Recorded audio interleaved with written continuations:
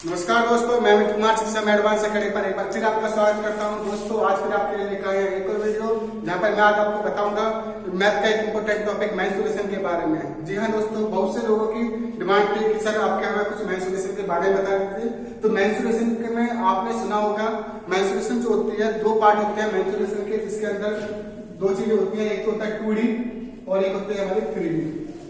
क्या क्या चीजें होती है? एक होती है 2D, एक होती है 3D। 2D पार्ट दोस्तों आपका वो पार्ट होता है जहां पर आपके देखने के जो मिलेंगे दो चीजें देखने मिलती है, जैसे लंबाई और चौड़ाई।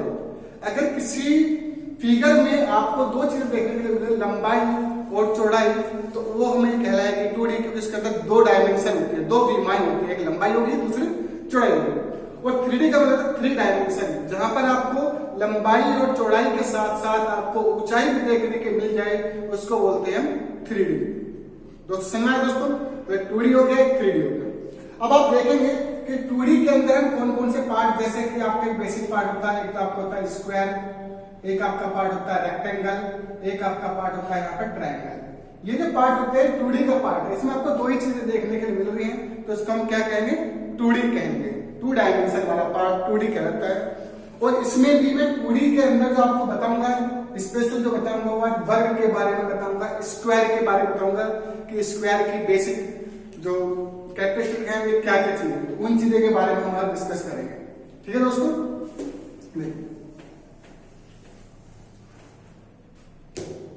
हमारा टॉपिक है आज का वर्ग।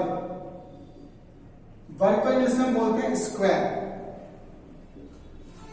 तो दोस्तों सबसे पहले आपको यह पता होना चाहिए कि वर्ग होता क्या है। हम कैसे आइडेंटिफाई करेंगे कि ये हमारा वर्ग है? तो सबसे पहले हमें आइडेंटिफाई होना चाहिए कि वर्ग की पहचान क्या है।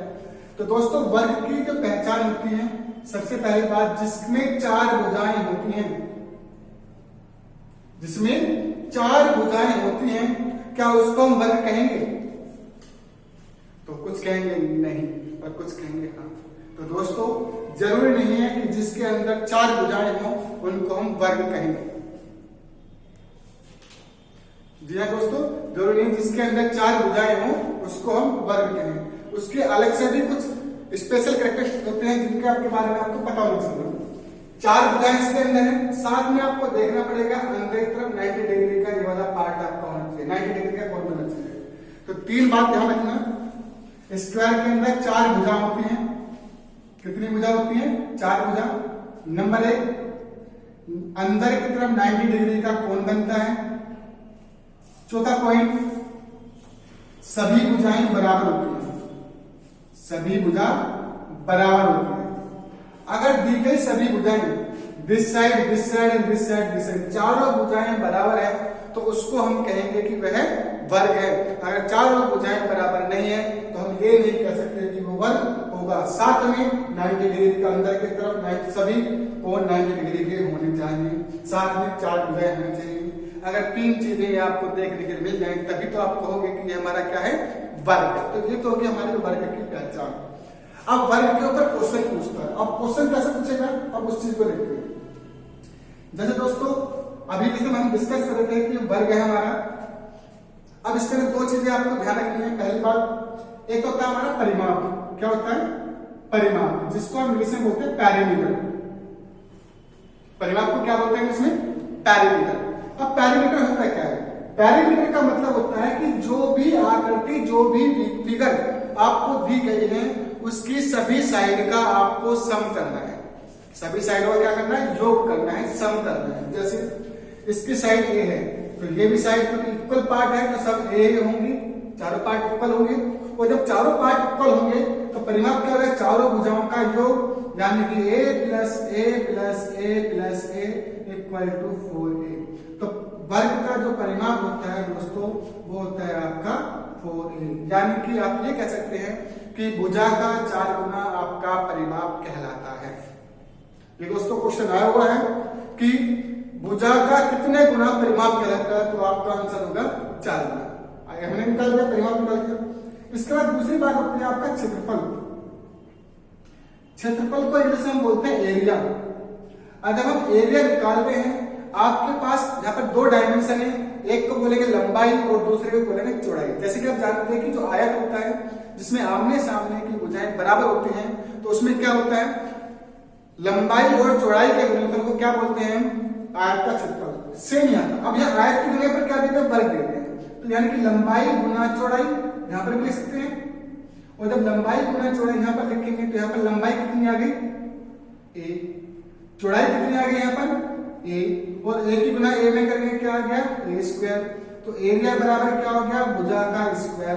तो आप यू कैन से आप कह सकते हैं कि जो वर्ग का जो क्षेत्रफल होता है वो आपका भुजा का स्क्वायर होता है, भुजा का वर्ग होता है। अगर किसी वर्ग की कोई भुजा दे रखी है और उसका आप वर्ग कर दोगे तो आप उसका एरिया फाइंड आउट कर लोगे। दोस्तों इतनी बात आपको समझ में आ गई, ठीक है।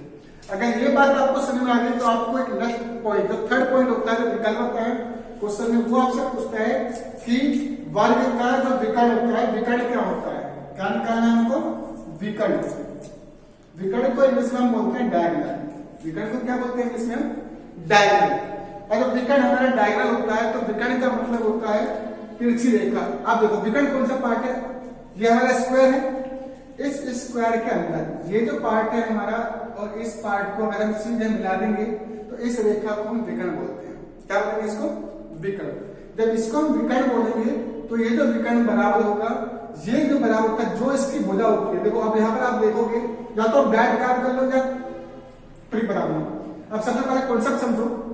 अब यहाँ पर कितने डिग्री का कोण बन रहा है, 90 डिग्री का कोण बन रहा है। जब यहाँ पर 90 डिग्री का कोण बन रहा है तो इसका मतलब क्या है कि यहाँ पर एक ट्रायंगल बन गया, और जब ये ट्रायंगल बन गया तो ये हो गया आपका परपेंडिकुलर, ये आपका हो गया बेस, और ये आपका हो गया हाइपोटेन्यूज।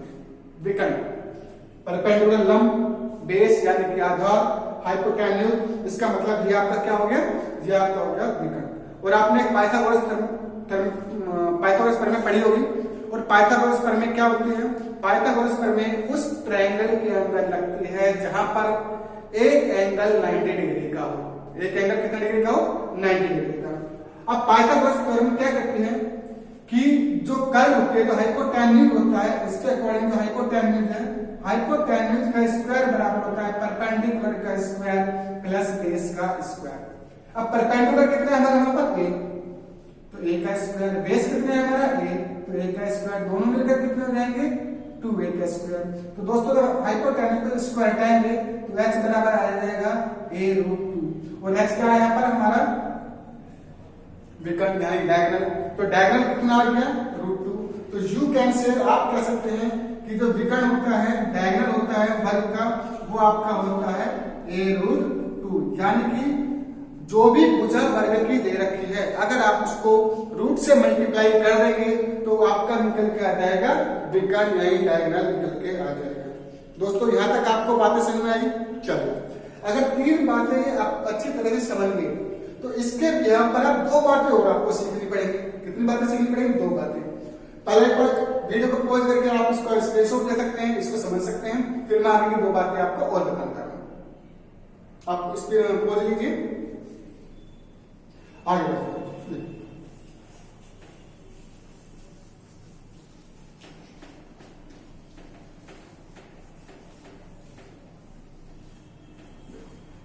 अभी जैसे मैंने आपको बताया और हम डिस्कस कर रहे थे, वो कर रहे थे हम वर्ग के ऊपर। ये आपका वर्ग है। अब जो वर्ग होता है, इस वर्ग के अंदर या बाहर हम वृत्त भी कह सकते हैं। क्या कह सकते हैं, वृत्त, जिसको सर्किल बोलते हैं। तो यानी 2 तरह के सर्किल खींचेंगे, एक तो इन सर्किल होगा और एक आपका आउट सर्किल होगा। जब हम इन सर्किल खींचेंगे तो इन सर्किल का मतलब होगा कि हम वर्ग के अंदर इस तरह से एक पार्ट हम वर्ग बना देंगे, और जब आउट सर्किल होगा इसको हम इस तरह से बनाएंगे।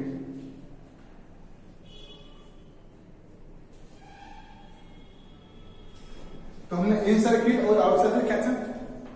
अब यहां पर आप देखोगे, यहां पर पूछता है कि अगर हम वर्ग स्क्वायर के अंदर, वर्ग के अंदर अंतःवृत्त या बाह्य वृत्त खींचते हैं तो उनकी रेडियस का, उनकी त्रिज्या का अनुपात क्या होगा। तो अंतःवृत्त और बाह्य वृत्त, 2 वृत्त हो गए, अंतःवृत्त और बाह्य वृत्त, इनकी त्रिज्या का अनुपात बताना है। आप देखो त्रिज्या कैसे निकालेंगे, आप देखो हमें अंतर्वृत्त खींचना है। अब अंतर्वृत्त खींचने के लिए आप देखो कि ये जो साइड होती है, ये क्या हमारी साइड है, साइड कितनी हमारा ए, तो यानी कि यहाँ पर जो साइड है ये वो कितनी आ गई, ये इसकी जो रेडियस आ गई वो कितनी होगी a/2। इस पॉइंट पे यहाँ सेंटर पॉइंट है, और जो रेडियस होती है, क्योंकि ये क्या बनेगा हमारा डायमीटर, व्यास बनेगा, तो ये भी डायमीटर बनेगा। और जब रेडियस की बात करेंगे इस पॉइंट पर, तो ये रेडियस का त्रिज्या क्या हो जाएगी, डायमीटर का हाफ, और डायमीटर कितना a, तो a का हाफ कर दिया तो रेडियस निकल के आ गई। और ये रेडियस किसकी निकल के आ गई, इन सर्किल यानी कि अंतर्वृत्त की, तो रेडियस निकल के आ गई a/2 निकल के आ गई। ठीक है दोस्तों, आगे बढ़ते हैं। अब हम बात कर रहे हैं बाह्य वृत्त की, तो बाह्य वृत्त के लिए आप इस तरह से बनाएंगे। तो ये क्या हो गया, वर्ग का विकर्ण। अभी हमने निकाला कि वर्ग का जो विकर्ण होता है वो हमारा होता है a√2। वर्ग का विकर्ण कितना होता है, a√2। जब वर्ग का विकर्ण a√2 होता है, यानी कि इस बाहर वाले जो सर्किल है इसका डायमीटर बन गया, और जब इसका डायमीटर बन गया तो रेडियस जब निकालेंगे तो क्या हो जाएगा, a√2 का हाफ। अब हमें क्या निकालना है, उनके त्रिज्या का अनुपात। तो त्रिज्या का जो अनुपात होगा, यानी कि R1:R2 जो निकलेगा, 2 से 2 कैंसिल हो जाएगा, a से a कैंसिल हो जाएगा, तो कितना जाएगा 1:2। तो एक आंसर तो आपका यहाँ पर हो गया। तो आपने अंतर्वृत्त की त्रिज्या और बाह्य वृत्त की त्रिज्या का अनुपात आपने फाइंड आउट कर दिया, तो कितना आ गया 1:2। लेकिन अगर आपसे यहाँ पर एक पॉइंट और पूछ ले, क्या कि इनके एरिया जो होगा दोनों वृत्तों का, अंतर्वृत्त का एरिया और बाह्य वृत्त का एरिया, इनका अनुपात क्या होगा, तो उसके लिए क्या करेंगे, आप इसका स्क्वायर करेंगे, तो 1 का स्क्वायर करेंगे और √2 का भी स्क्वायर करेंगे। तो 1 का स्क्वायर करेंगे 1 और √2 का स्क्वायर करेंगे 2, तो 1:2 इज योर आंसर। तो दोस्तों आज जो मैंने आपको बताया वो मेंस्ट्रुएशन का बेहतरीन टॉपिक, वर्ग के बारे में बिल्कुल बेसिक से सारी चीजें बताई, जहां पर आप अपने पॉइंट को क्लियर कर सकते हैं। दोस्तों अगर आपको हमारी ये वीडियो अच्छी लगे तो हमारी इस वीडियो को लाइक कीजिए, सब्सक्राइब कीजिए और अपने दोस्तों को शेयर कीजिए, और बने रहिए अपने YouTube चैनल सक्षम एडवांस एकेडमी पर। धन्यवाद।